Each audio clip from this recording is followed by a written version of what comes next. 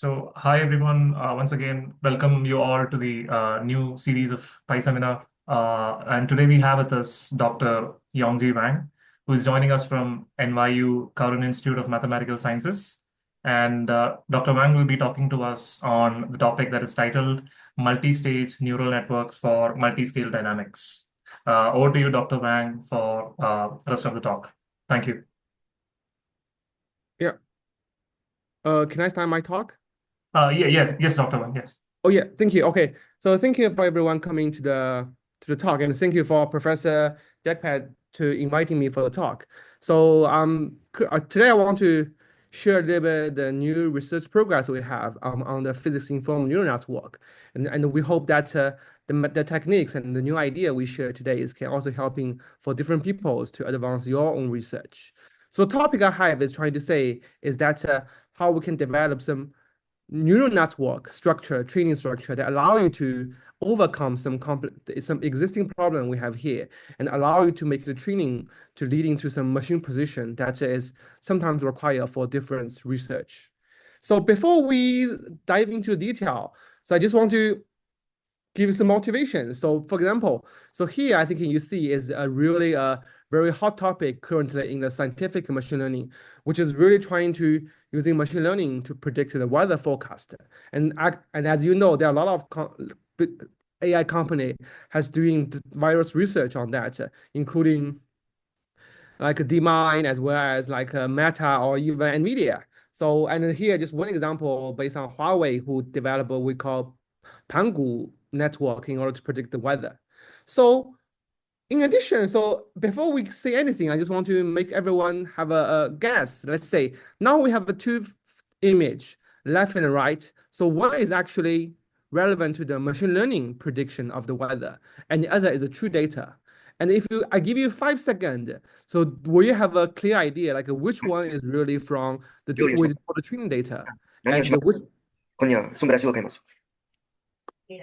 何を食べましたか and the other is really for the network prediction. So I will count to 5 and you can think about it, and then I will announce the answer. So yeah. So the answer is that actually the right one, so sorry, is actually the real training data. And the left one is actually just predictions by the AI models. So if you now know the answer, then you go back to see, okay, what is the bigger difference between these two images? Is that definitely there's a one image corresponding to the training data has much more local fine details than the other image, which is created based on AI prediction. So if you're trying to quantify this difference, then the very easy way is that we're trying to do the Fourier transform of this data. And you can see that for all the AI model predictions, if you're asking him training for a long time and to predict the next time, then you can see he can almost capture the informations of the next time across all the spectrum, including the lower spectrum to the higher spectrum. But however, if we really want to ask the AI to predict some weather forecast in the later days, then you can see the AI model, most of them can still capture the low frequency quite good, but somehow they will start to mess up the high frequency information. And this corresponding to the image showing on the top, that why the AI will have any less local features than the training data, because basically they just miss the high frequency information, which is the local details, and only give you the mean variation of the function.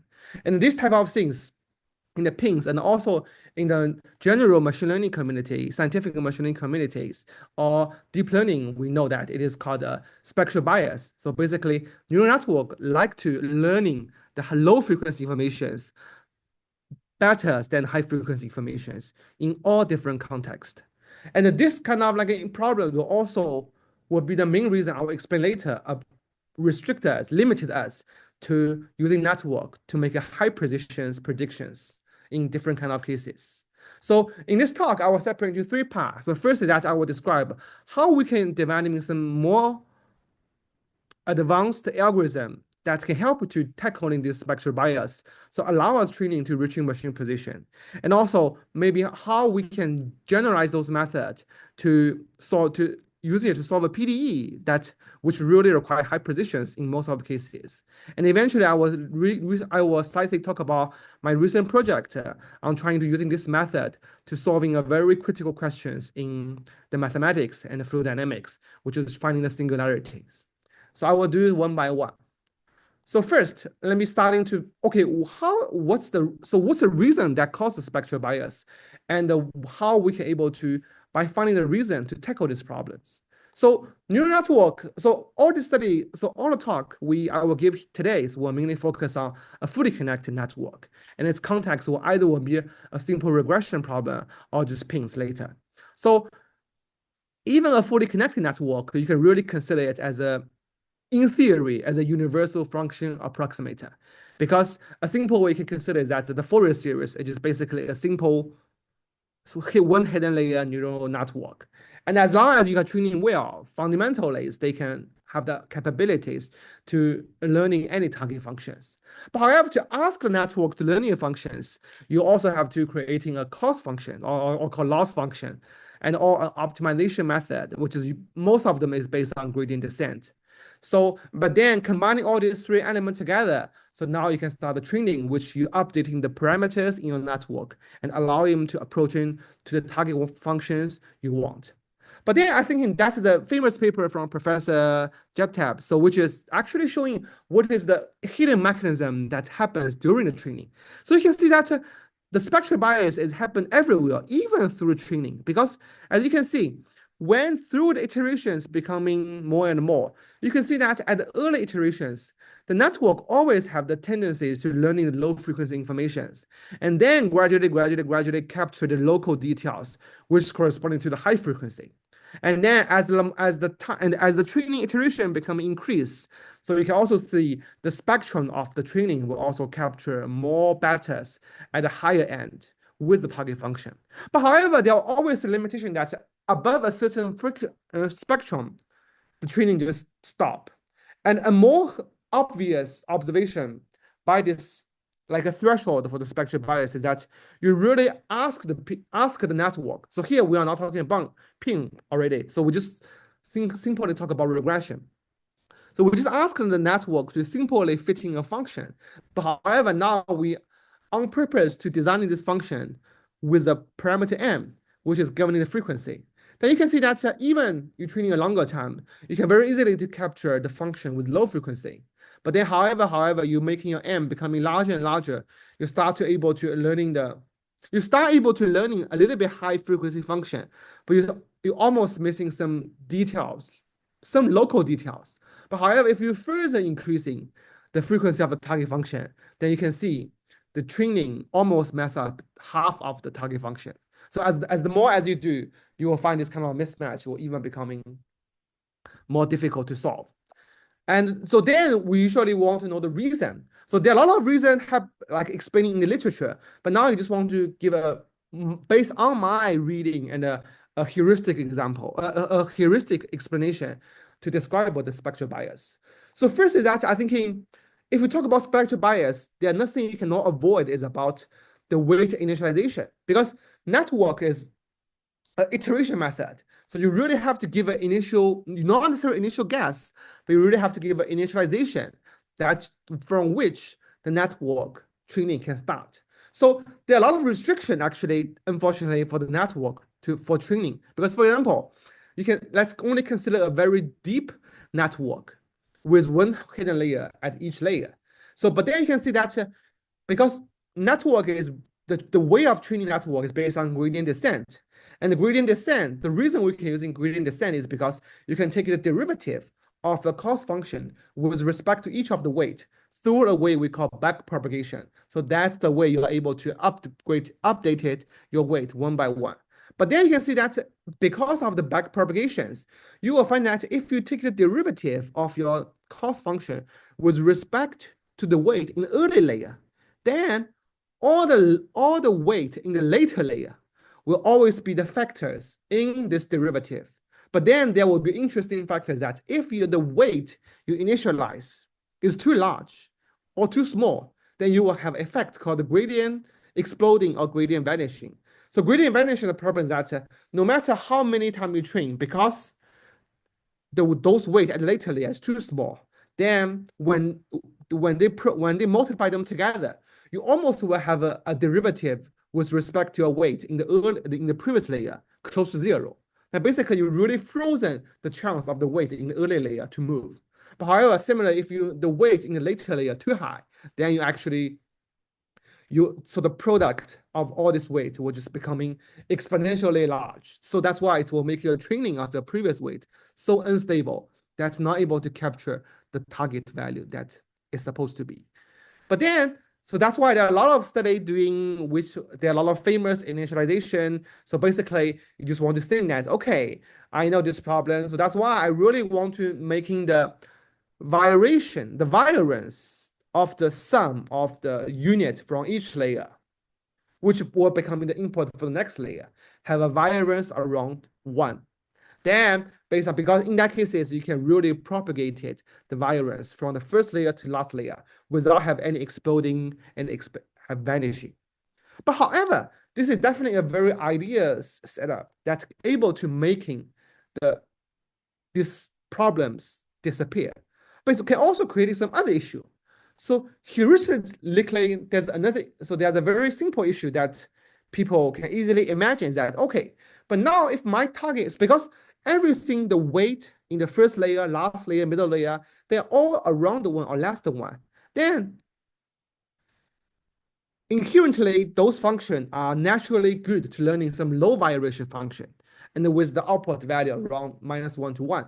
But however, if now we want to ask them to learning some high frequency function, which at least there are certain layer of the weight that have to be much larger in order to capture the feature of the target function, then you will clearly see that, okay, heuristically, okay, there's a very long gap from your initialized weight to the final target weight. Definitely, it will increase the chance for them to learn.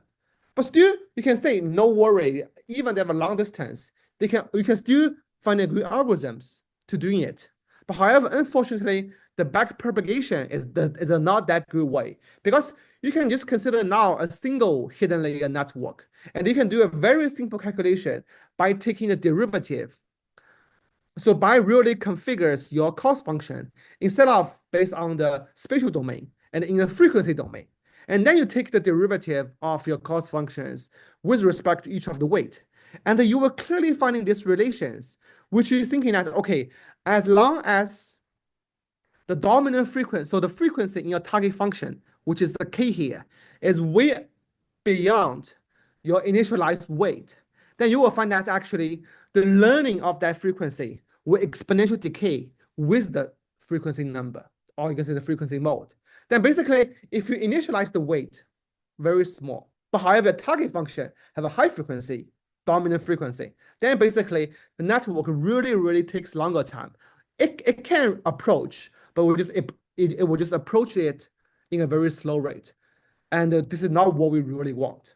But the good thing that as long as you understanding this physical mechanism or mathematical mechanism behind this spectral bias, the way you solve it is also would be straightforward. Because for example, you can actually creating a very famous method called Fourier feature net, which is really adding a network layer between the first hidden layer and your input. So then basically you on purpose to embed the high frequency informations into your network. For example, you can really initialize. So in here, B not necessarily have to be something learning. You can really initialize a value of B, which is close to a target functions. And then it will really maximize the way for this network to learning the high frequency target function. But instead of you embedded a Fourier layer, which is the actual layer, another equivalent, almost mathematical equivalent way is also very straightforward.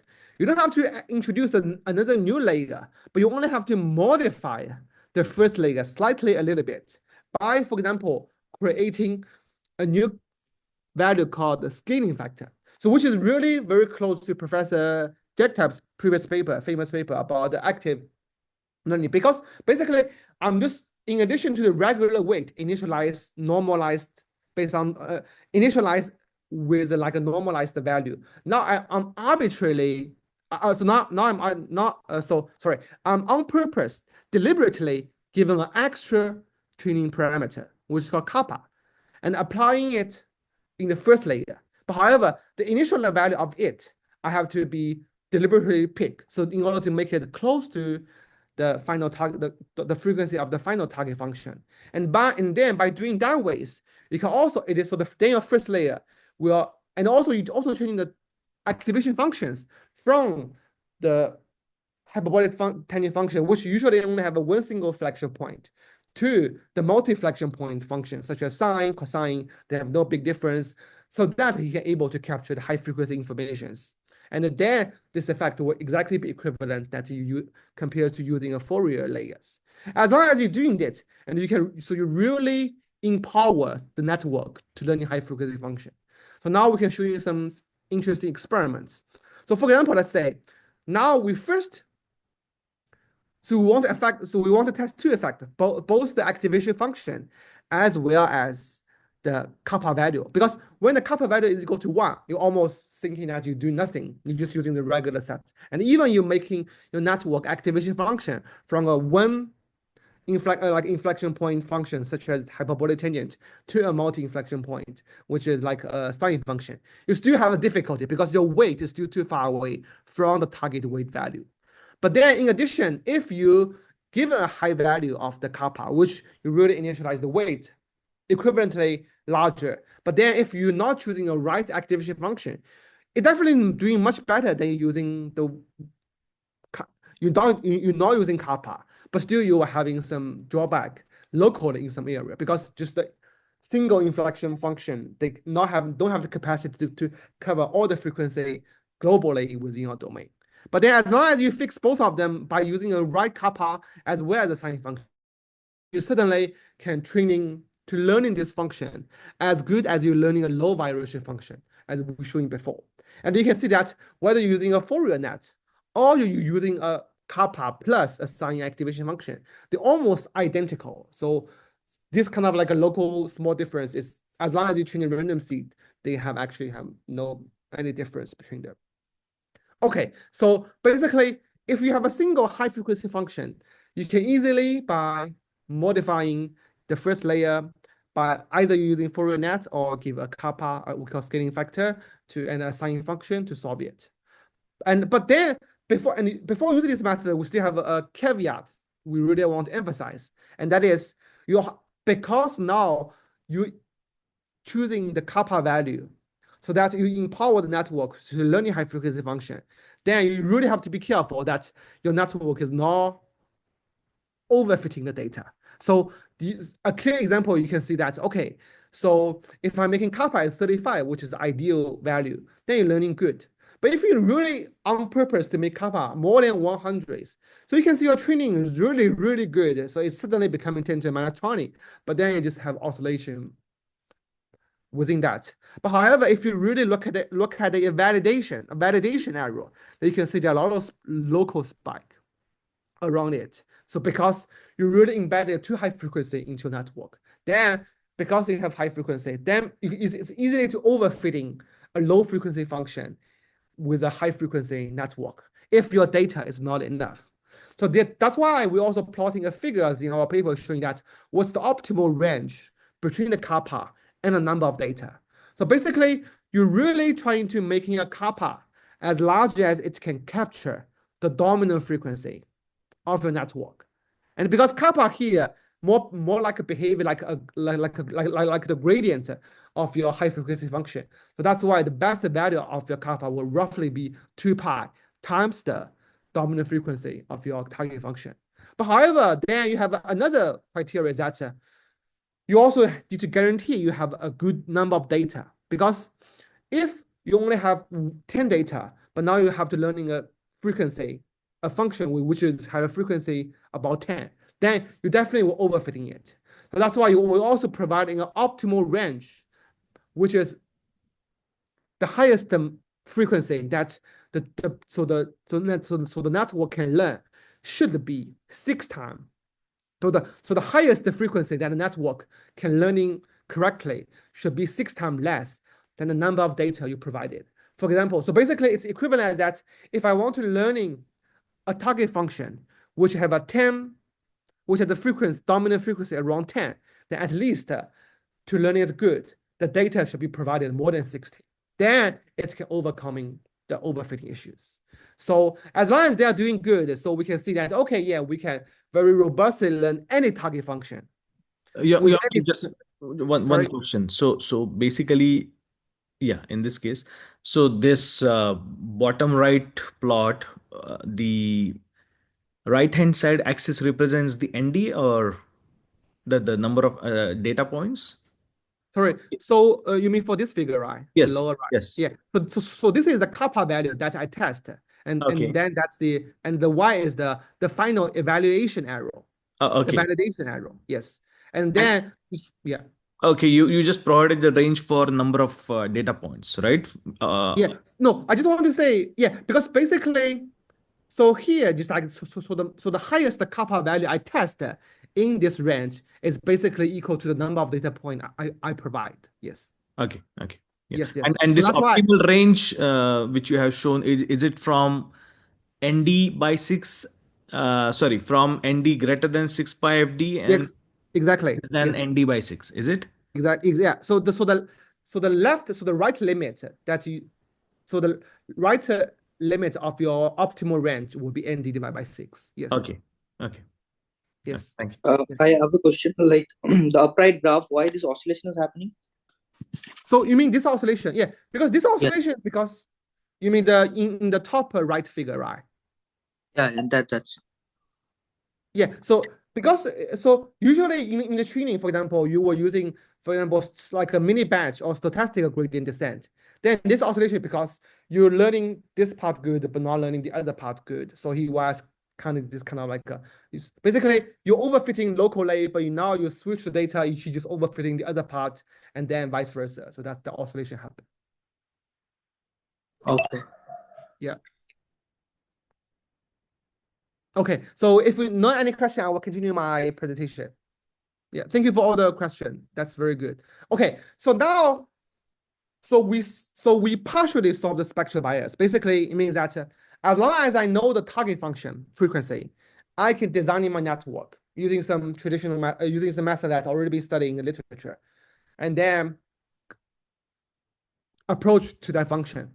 But the thing is that even with doing this design, you can find that, and I make it optimal design, it do converge, but it still converge roughly to the 10 to the minus 8 loss. Basically, your room as shown here. But then if you really want to make it further reduce, then it just also takes very long time if you really want to try. But then the thing is, if I really, in some cases, I want to learning the data to 10 to the minus 30 or 10 to the minus 15 or even close to the machine position, then I still have challenge because I can learning the initial stage good by doing this design, but how I can learning keep making this kind of like a precision going up and up and up. So that's the biggest challenge is, especially when you use it for scientific machine learning. So because people will definitely have to do a lot of simple tests. For example, I increase the number of units in each layer. I increase the layer. I increase the number of data. Maybe the data information I provided is not enough. I changing the optimizer. But somehow you will find that you try a lot, but like a 10 to the minus 4, 10 to the minus 5 is like a miracle line, which usually it's very hard to overcome for most of the general problem. So for extremely simple problem, you might be able to cover it. But for not that simple problem, general problem, like a 10 to the minus 4, minus 5, kind of like the plateau, you will always reach when you do the training. But is there really have no way to do it unless we're waiting for a long time, or we can find some simple way to overcome it? So that's why we come into the idea we call it the multi-stage training method. Because for regression, this multi-stage scheme will be more easy to understand. So first is that if you're doing one-stage training, yes, you're seeing it's fitting very well because your error is only 10 to the minus 4. So even your loss converge, or even your loss reach a plateau, then 10 to the minus 4 is still good. Okay, but since I can clearly know what's the distance from my target function, so now here I will assume the data is all correct and it is enough sufficient and all correct, no any error. So, but then you clearly can see the distance of your training network with the data, which is just the blue curve here. But instead of I push the first network to learning this small piece of information, why not I just directly create a second network to learning it? Because the idea is very straightforward. The error for my previous stage can exactly be the training data or the target function for my next stage. And in addition, because of the spectral bias, this residue will definitely be a high frequency function. But now we're just spending 20 minutes that, oh yeah, we now have the tool to study high frequency function. Then so now we know and we can directly know what's the frequency of this target function because we can see the error. Then we can easily design a second network to learning this new target function, which is the error of the previous one. And then you can see you immediately cover the second network. And during the second network training, you've really fixed the first one. So now, Yongji, can you go back one slide? Oh, sure.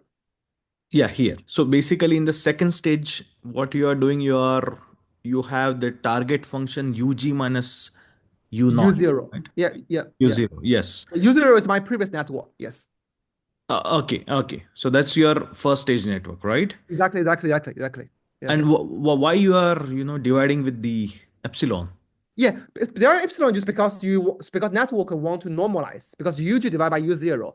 If you assume the first network training is good, then definitely will be a small value. That's why I just normalize it. Yes. Okay. Yeah. Okay, yeah, thank Basically, just normalization because so that's why the second network don't have to learn in the scale, but only just have to learn in the variation. Okay. Of this error. Yeah. The And spatial variation. moreover, this will work only when you have UG available. Yeah, exactly. So that's the key part for the second half of the talk. Okay. That's a great question. Yes. Okay. Thank you for asking in advance. Yeah. But then let me first finish this part. Okay, quickly. So then you can see that even by second stage training, you will avoid, you can almost retrain a single position error. So like a single float machine position, because you can even see this zigzag, but this zag is just because you're reaching the machine position of the single float. So that's why you have a lot of runoff error, which is random and stochastic. You cannot predict. But if you really, for example, now I switch to the double float for the training, then you can see even the second stage, you can go to 10 to the minus 8. And then you even can doing, because as we mentioned, you can designing your network at higher stage in the network by embedding the kappa in a correct way. You can see it's like a ridiculously high frequency. It doesn't matter as long as you embedded the kappa correct. So you can keep making it going down. And eventually you will find that if you're doing a single stage, you actually will find that your conversion rate at a later stage will be linear. So basically, if I want to improving 10 times, I have to spend in 10 more times. But then by combining this multi-stage, which you always accelerate the training at the beginning of each stage, you can roughly make it a convergence rate up to exponential to the square root of your network. It's a square root of your number of iteration. So which is largely reducing the time that you're using to doing the training. Because usually for this one, even 1D, usually you can done it for 10 to the minus 13, it roughly can be done in, I would say, 50 minutes if you're using your laptop. But if you imagine if you're using the single stage, in theory, it might take like more than the year of the universe to finish it. Yeah, and also you will find that another thing I want to point out, the network representation is also very good because you can consider I really plotting the dominant frequency and of the arrow with the magnitude of the arrow.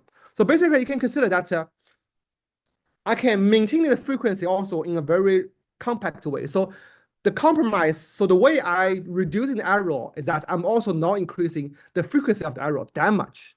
And this is very critical, especially for mathematicians, because usually the perfect advantage of P is that you're learning the function. You can learn a target function, but also the network itself is a function, not a discretized point. So that's why, and also you can use the automatic differentiation to learning the derivative, to computing the derivative of the function. So that's why for ping, or sorry, not for ping, for neural network, I would like to see in learning the data good, but also I want to see it's learning the derivative of the data good. And then for this multi-stage, we can show people that we can actually having a slope with a dominant frequency with the magnitude around 1/6. Now, basically, it means just that data.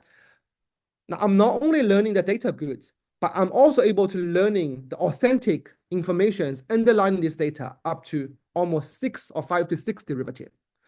So this is really good because if you compare with the regular representation using mathematics, which is the Fourier series. So if you ask a Fourier series to learning a low frequency, a non-periodic function, even they have an equal spot in the two end, but it's non-periodic function, then you can see it just have a very low learning rate because, as we know, it's because it will have a Gibbs phenomenon. So even after the second derivative, even no matter how the Fourier series can learn the data good, but just because of the way of that representation, if you counter any non-periodic function, he can just not learning high derivative, very good. But however, for multi-stage, he can learning up to, as I say, 6 derivative. But even let's say for periodic functions, then of course that's the sweet spot for Fourier series representation. But even for multi-stage, it does not doing anything worse because he also learning the derivative as good as the Fourier series. So basically, so that's why actually will arouse a lot of interest for the mathematicians to really using these representations to replace any classical representation in mathematics to learning a lot of complicated PDE. And also, we're just also testing for 2D problem. You can see that this is, so here I'm not studying turbulence, but just having some 2D turbulence data to fit. But you can see that as long as the stage increases, you can also learn the 2D data. Good. But however, it definitely takes more longer time. So like 2D is kind of like the limit for the paper we mentioned before. But how to do it for high dimension is definitely a more interesting problem that I'm also looking forward to see in the future. So, okay, so in summary, that for the regression problem, multi-stage is straightforward. So because you have the data, so you train the first network, you have data, minus it, you get a new target function for the next layer, one by one by one by one. And then you're combining all the network together. You have the final mode, like a multi-stage network, which is the simple combination of all the network. And it's as long as you're designing each network in a proper way, you can learning the target function to the round-off error of your machine position.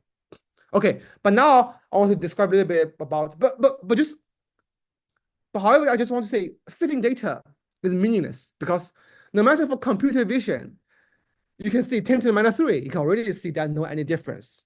And also in addition, data always have error. So there's no practical way to say, okay, why have to fitting data to 10 to the minus 13, minus 14? So it just not have very good story for the application to see why I have to develop the method if it only can working for regression.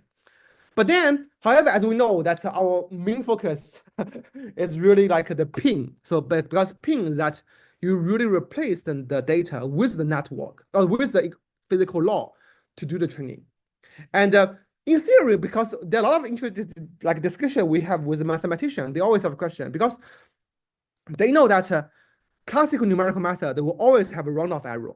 But however, ping fundamentally don't have runoff, don't have truncation error, because you have automatical differentiation, which you can compute exact derivative up to the runoff error. But why this? Until now, ping still have some accuracy issue that you cannot go in low, and so the reason is because that instead of like a numerical method, which is a linear optimization, you really focus on training each data, which you're solving a big matrix. But however, for ping, you're having a function base, so it's also corresponding to a nonlinear optimization, and that's really making it good. But then our next question is whether we can really use the multi-stage to like generalize the multi-stage from the regression problem to ping, then it will be very valuable because precisions as a PDE solver, so like having high accuracy is the intrinsic requirement as a PDE solver, as much as high as you want. And currently, when we talk to numerical people, they will always have us to criticize you, say, oh yeah, our numerical method, even we can using Even we could be slow in some cases, but as long as we give more grid point, usually we can lower it.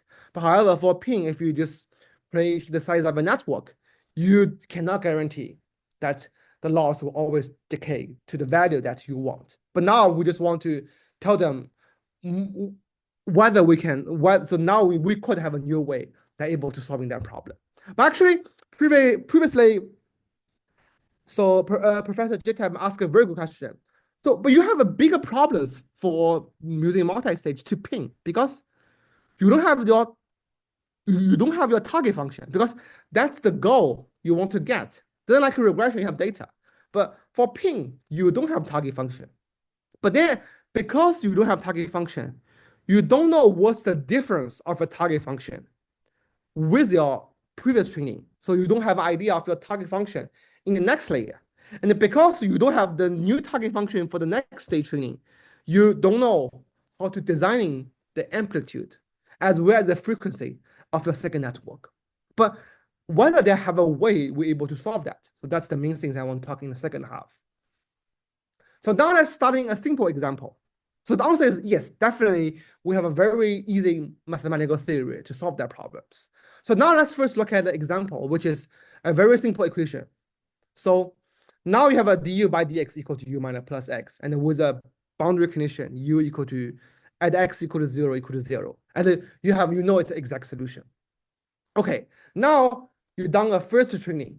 So, okay, so although for ping, we don't necessarily know what is the ground truth error from my network with a solution. But the thing that we have an alternative error, which we call the equation residue, is basically how your tree network substitute into the governing equation and what will be the residue by minus the left-hand side with the right-hand side. So we call equation residue. So if we are able to building like a bridge a gap between the equation residue and the solution error, then we also can give a lot of good insight to designing a second network to solve our previous problem. So then let's just do a simple example. Let's first do some observation. So you can see the upper panel here showing the equation residue. But then the lower part, because I know the exact solution for this cases, I can also know the exactly solution, the error with a ground truth solution. Then you have a very easy guess that, oh yeah, the frequency of my solution error looks like almost the same as the dominant frequency of my equation residue. But however, my equation, the magnitude of my error, solution error, is slightly slower than the equation residue. So as I summarize here, so why? Is there any way we can prove it or validate this relation? And the answer is very simple, because you can really create an ansatz of your ground truth solution by consider if this is your first network training plus the second one network, and then we're assuming that the second one network is only learning is normalized and also only learning the spatial variation. So now the epsilon1 just like indicated the scale of the error. But then we just substitute this ansatz back into the equation and do a very simple rearrangement. Then you can clearly see that the governing equation of your second network will almost close to your first network, but just with another sorting term, which is no, because that source term is exactly the equation residue of your first network. Basically, you can return in this way. Then you can consider, okay, now you can do the law of thing. Because first, this is a linear function. So you just simple to do a Fourier transform. Then the dominant frequency of your equation residue must be the dominant frequency of your network, or basically your solution error.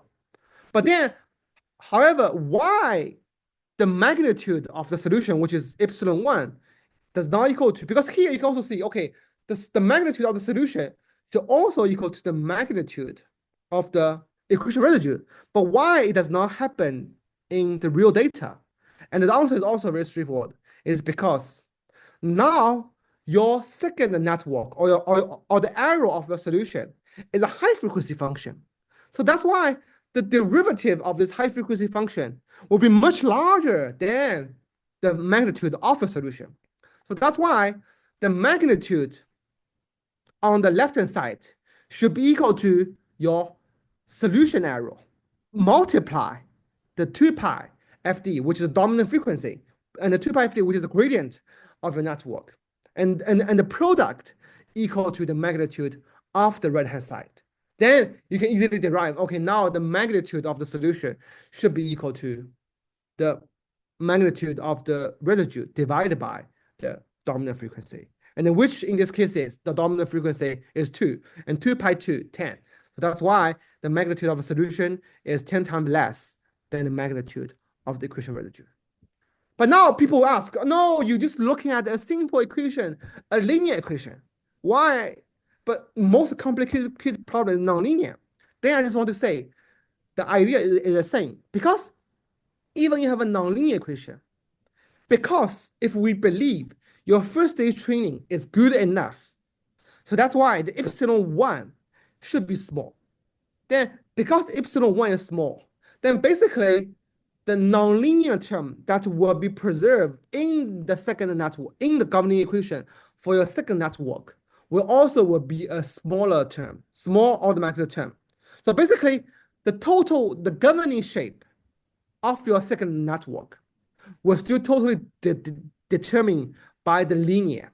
So of course, over the training, as long as he's learning this linear part first, because then you can still learning the high linear. He can learn the network itself have no limitation to learning this nonlinear part. But still the linear part dominated, which allow us to really, because the linear part dominated, so which allow us to still able to designing the amplitude as well as the dominant frequency of the second stage network.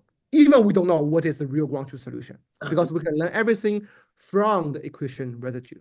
And also the difficulty of the second stage training, because of this derivation, you can also know that even I'm playing with a high frequency function.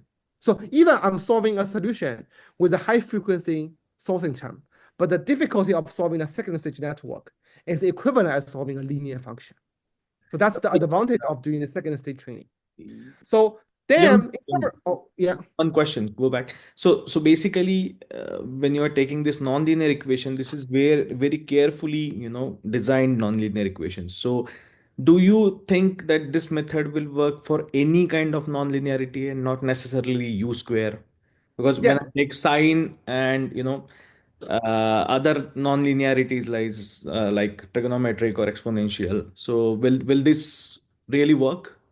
Yes, so that's an excellent question. So if you for more details, we do show you that what type of equation at this stage you cannot do. You have to combine it with the other stage. So so I would just say for most of the physical equation that people engineering or physics interesting, it does work, because as long as you have a dominant term, and so because I accept your nonlinear term, because so there are two types of equation you cannot work. First is that for example, it's I'm not really like the singular perturbated equation, or you can see stiff equation, where usually you will have a very sharp local gradient, and or like for example, you look at the viscous Berger equation with a very small viscosity. Then in that cases, actually, you have a very complicated nonlinearity effect within a very small range to do it.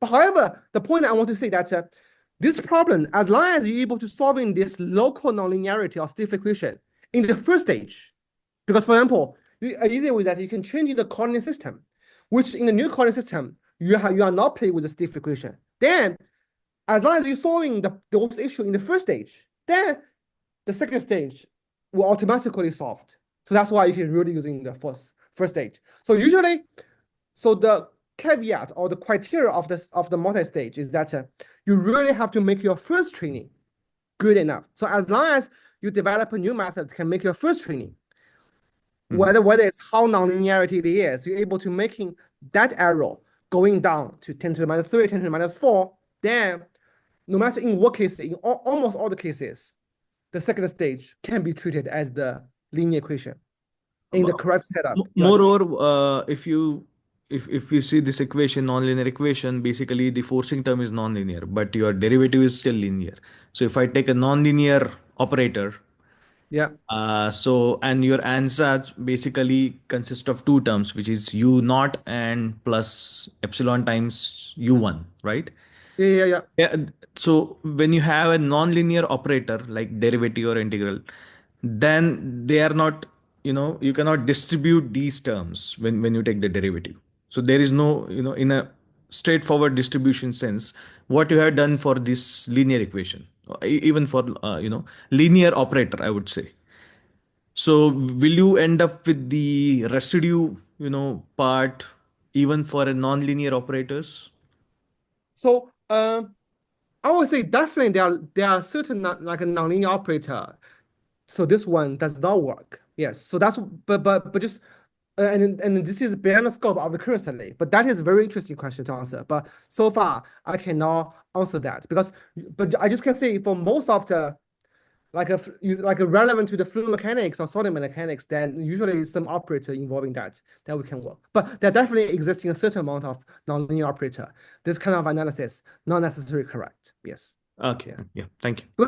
Because I'm also a applied mathematician before, so that's why.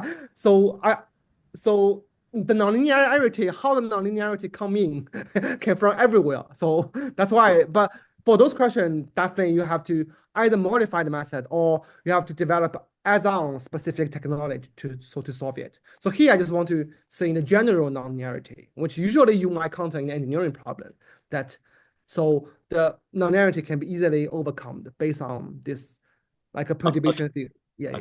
Thank you. Thank you. Yeah. Dr. Wang, I have a quick question. Sure. Based on the observation you have shown in the box on the right, top right, so you have said that the frequency of the residual error should almost be approximately equal to the frequency of the data error. Is that right? Yeah. So So the frequency of the equation residue. Yeah. equation rate. So in that, if that is the case, so is that a way to say that, especially when you have a new problem in hand, you need to just do a first step training and see if this is satisfied, and only then you will get a green signal to go Yes. forward with this method. Okay. Yes. So far, I have to be honest. We don't, for example, fully optimize the entire like a different stage because this method is currently still designing for one particular problem. So that's you really care about accuracy. So that's why. So you can. So that's why you have. So in order to making the later stage work, you have to making the previous stage all good. Yes, just as you said. Yeah. Okay, and also the 2 pi FD, basically that is like the frequency of the problem that you're dealing with, I believe. So is that something that is universally applicable, or is it something that's more like a generalized expression that you're proposing? Yes, exactly. Because for example, it's also depending on the highest derivative of the function, and also depending on what's the dominant terms, then the operator in your function. So in the real paper that we published last year, they have more detail. But here we just want to give you a heuristic example, so you can easily know that the connection. But this is just not generalized. So generalized depending on. So the generalized relation between the epsilon one with the epsilon r1, it's highly depending on your operator. Yes. Right. And FD is basically the dominant frequency that you're talking about. FD. Yes, exactly. Okay, Just okay, because thank don't you. forget that dominant frequency can easily appear when you take a derivative, or even will disappear when you take an integral. Yeah. Sure. Thank you. Yeah. Okay. So here, I just want to show a simple example for this one is that so as long as you're doing the multi-stage correctly, so you're actually able to similarly as you're doing regression. So that you're able to, because first, so sorry that here I can only using a simple example because we're really trying to learn some difficult example. But however, for difficult example, I really cannot tell the ground truth because it takes forever to using numerical method, getting the even simple equation to machine precision. That's why we're just picking some function which having analytical profile, so we can easily compare the solution error to showing it makes sense. So basically, you can do it, and as long as you do the second training, learning based on designing the frequency and amplitude, learning from the previous stage equation residue. You can design the network and you can do it well. And anything will be close to regression problem, where the decay rate is from linear to roughly exponential to the square root of the iteration. And also, one interesting is that because previously we mentioned this power law, so this power law, yes, this power law between the dominant frequency and the mean square root error. So you can clearly see that actually the ping actually have a more higher slope than the regression problem. And the reason is very simple, is because ping, you are not only training the data, training the solution, you're also involving the derivative of the derivative of the solution in your training, because your governing equation involving the derivative. So basically, as long as you train the solution, ping is also helping to train the derivative. So that's why he can able to learning learning the same error, so same magnitude error of the target function with a low frequency of the error. And similarly, by using this idea, you can see that if I using the like a gradient enhanced ping, then I can further making this slope lower and lower. So basically, so here I just want to mention, from practical end, you might thinking adding gradients enhanced ping might not necessarily good because it's making time longer. But for us, like as a mathematician, so if I can you can making the slope from 6 to 8 is extremely useful, because when I do the real mathematical analysis, I can having a representation can accurate up to fourth derivative, from fourth derivative to sixth derivative. It can totally change in the way I can find a way to proving that solution is really the ground truth solution for a particular problem. So here I just wanted to, here, have you used just first order derivative? yes. Yeah, but I try to do higher more, but I just don't have enough resources. yeah, because I can understand this is expensive method, but Exactly. surely it is increasing the accuracy. So Yeah. just wanted to know if you further, add more derivative into the loss term, will that further, increase these, at least the slope of the, if not accuracy, the slope of the, Yeah. this curve or not? Yeah. So this is for the first order derivative, right?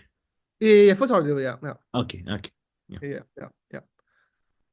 Yeah. So I thinking I use the time, but if you don't mind, I can slightly like Yeah, describe. please go ahead. Oh yeah, Don't sorry. worry. Yeah, Yeah, sorry, because I'm a little bit too much. Okay, so that's here I perfect. just want to say why this like a problem. So why machine precision is really important. I just want to give you a overall, because ping, I think usually right now people really solving it to solve it for the engineering problem or different paper engineering. But somehow I just realized that actually mathematician is really interesting in using ping to solving virus problem. So here the example is that so is that about the Navier-Stokes. So we call the Millennium Prize problem of Navier-Stokes. Basically, like we believe that the ping is really can make a tremendous help on solving this problem compared with classical method. So I will just very briefly describe like what the problem means, because Navier-Stokes basically just people thinking, oh yeah, it's the mother of the fluids. So it's describing everything.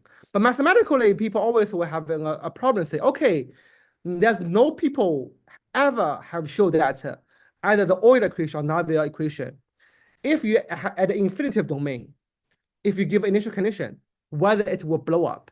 So I just want to explain what does blow up mean. So blow up is actually a very simple concept. So basically, it just means that if you, actually for this one, you don't have two, sorry. You just have a du by dt equal to u. So let's say you have a thing called ODE, linear ODE, du by dt equal to u with a condition, and you solve it. So you think, okay, yes, the function will increasing to infinity when the time goes to infinity, even as an exponential function. However, if let's say now I'm making the function a little bit different. So now I'm making the increasing rate from u becoming u squared. Okay, then physically you should expect the solution will go into infinity even faster than exponential.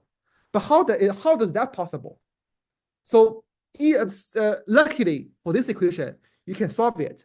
So basically, yes, it does. So the solution of this equation is 1 divided by 1 plus t. So yes, for this solution, you do growing much faster than exponential function.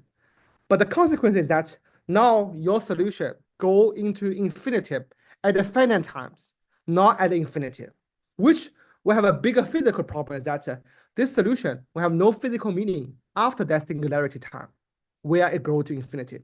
But this is like a big problem because you don't believe that in the real nature, okay, yes, my Navier-Stokes predicted solution have no definition after certain times.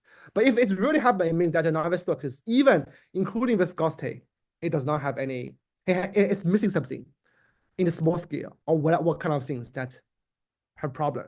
But this problem have unsolved for 200 years. So that's why people, if you want to say ping useful, if ping can help to solve this problem, it definitely will arouse the mathematicians' interest on this particular method. But then I just want to briefly say, okay, so a very simple equation that will blow up is exactly the Burger's equation without viscosity. Usually we call inviscid Burger. And in that case, you can see that when over a time, so you can see that the solution profile will gradually becoming more sharp until certain times you might have no definitions, because above which you for one position you might have two velocity value, which is physically unreasonable. But then, however, the way to study singularity, mathematicians already have ideas, because basically you see that if you zoom in the local area around the singularity, you can actually find that the blow-up solution actually continuously approach to a steady state profile. So basically, mathematically, you can prove that if you can find this steady state profile in the local self-similar coordinate system, then the blow-up do exist for that equation. So then the question suddenly becoming how we can find this steady state profile for this local governing equation locally. So, but however, you can see, oh, it's just a linear ODE. It's so straightforward, but the difficulty is really you have a free parameter lambda. And then the free lambda have an actual work is because this free lambda determine whether there exist smooth solutions for this equation. So in another way, you can say that there's only very finite number of lambda, or maybe even no lambda, that this equation can have a smooth solution. So we can have a very simple result for the Burger's equation, because Burger's equation, you can have an analytical solution. So you can find that if the lambda is not equal to or belong this value, then you can see that this implicit expression of the solution, of the analytical solution, will have a fraction power around here. Then the fraction power just means that your solution, either the solution itself or its derivative, will having a singularity at the origin, which does not make sense for physicists, because I don't believe they should exist. So so that's why we need to find out, okay, whether there exists a smooth solution across the local self-similar coordinate system that can correspond to a real blow-up solution in the real physics. But then you can imagine solving this problem is extremely difficult for the classical method, because classical method is based on discretization. And this discretization means that your discretized point itself is a non-smooth representation. You can never using a non-smooth representations to learning a smooth function. But however, ping inherently solve that problem, because ping, as long as using activation functions, you can get this result. So you can clearly see that even you can ask ping to training any given value for lambda. So you can learn the profile. But as long as the solution, the derivative of the solution have a cusps, you will find out, okay, the ping can very straightforwardly to detect that non-smooth solution, because you can never ask a smooth function to learning a non-smooth equation, which you have no definition at origin. And then because the ping can detect this non-smooth information, and then as long as you're adding an extra smooth constraint, so say, okay, now I allow the lambda becoming trainable, but I want to find a lambda which no longer have this kind of local cusps, then the ping very naturally and easily help you to finding this smooth solution, which prove the blow-up solution exists for the original Burger equation. And this is exactly, and using multi-stage. So you can also find that similarly, you can use not doing any change, you just designing second network, fourth network, and you can almost training the network to the machine position. And you can even infer the parameter to 10 to the minus 15th, which is totally enough for the mathematicians for rigorous proof. And the good thing of P is that you don't have to, this method is actually very readily adaptable to solving 1D or 2D problems. Because for 2D problem, it looks like you have so many complicated equations, but as long as you know where the singularity occur, so you can doing the self-similar coordinate systems around a singularity, then similarly, you will find that, okay, if I randomly give a lambda value, I can also see the non-smooth informations around a certain position, which corresponding to me that lambda is not correct. But as long as I give it a new smooth constraint, then which I get penalizing the residue around the origin and allow the lambda to be trainable, then I'm not only able to find a solution, but also able to finding the lambda corresponding to that blob solutions. And this is important. But however, the thing is that still the accuracy is a big issue, because imagine that we talk to the mathematicians. So if they want to do a rigorous proof, at least they need to 8-digit accuracy that they can give up. They can converting this approximate numerical solution, but to be a rigorous proof. But finally, we find that if you're using multi-stage and doing it, you're not only able to reaching 10 to the minus 8, but you can actually able to reaching 10 to the minus 13, which is close to the machine precision. So this is really open a new avenue for a lot of mathematicians in the partial differential equation to solve that problem. Because previously people were thinking computer-assisted proof is actually a very not popular method, because how I can find that solution without knowing the detailed property of it. And the ping shed some light on solving the problem. But network have an issue for minimizing accuracy. But now combining, at least if you're doing a very deliberate designing of the network, the multi-stage providing at least a one way for them able to making this entire like a pipeline from numerical solution to high accuracy numerical solution to the final complete computer assisted proof. This pipeline be complete. And this, I think, it will really make a lot of like a revolutionary effect for the applied mathematician, for both the applied mathematics or mathematics, especially the partial differential equation. Yeah, I'm sorry for the time delay. So that's all my talk, and I'm happy to answer any follow-up question. Thank you, Dr. Wang, for an interesting talk on this topic. So I'd like to request the participants, if you have any questions, to just unmute yourself and just raise your question.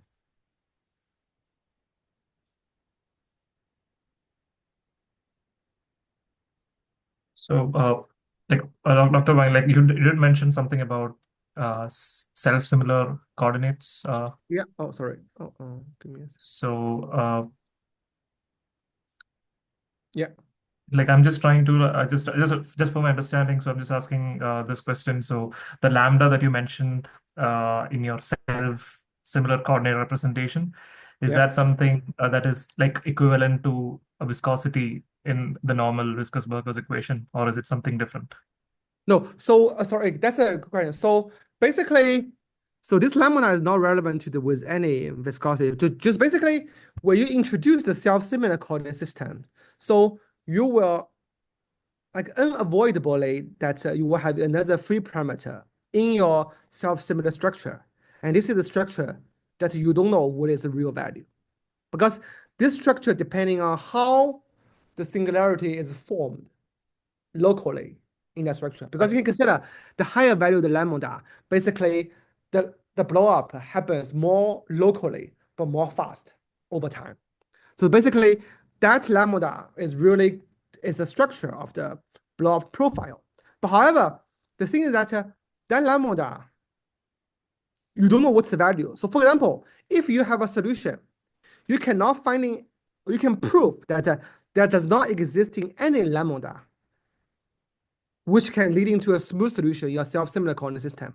Then you can, by contradiction, to prove that the blow-up solution does not exist for that equation. So that's why whether you are able lambda can lead into the local smooth solutions in your self-similar coordinate system is the big question for both mathematician and applied mathematician, because you are not only solving forward problems, you are solving a combining forward and inverse problem.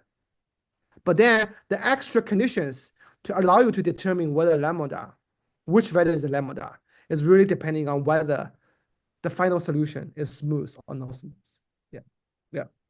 Right. And if you were to do a problem wherein you don't have a lambda that can give you a smooth solution, have you tried out any such problems where, do you really end up having something from out of it, or is it something that's completely meaningless? So, like, just to pose my question correctly, so you showed the slide of the results showing that some lambdas that give you smooth solutions. Yes, yes, yes. But if you are dealing with a problem that does not give you any smooth, or you don't find any lambda, there is no lambda that exists that can give you that smooth solution. What exactly did you expect, or do you expect from the training process at the end? Yeah. So yeah, so if you, let's say if you don't having a smooth solution, and also you just don't have the issue like the real lambda, then so basically you will just realize that actually at least at a certain number of points, you will see that you have not extremely large, but you have a much larger relative errors in your equation residue, Okay. which you cannot minimize, because the reason you cannot minimize is not because your training is wrong. It's because the mathematical question you define has ill-posted locally. Yes. Right. So basically, a high error is an indication that you don't have any lambda that can give you a smooth solution. That's it. Yes. So, Yes. Yes. Exactly. okay. Exactly. Okay. Thank you. Exactly. Yes. So I think we are pretty much done, because I also don't see any questions on the chat box. I think we are that's why I like to just formally, like, once again, thank you for being here and for your time and sharing with us your work. Thank, So thank thank you. you, Yongji, for this wonderful Yeah. talk. Thank you very much. So I'll Yeah, just thank you stop the recording here.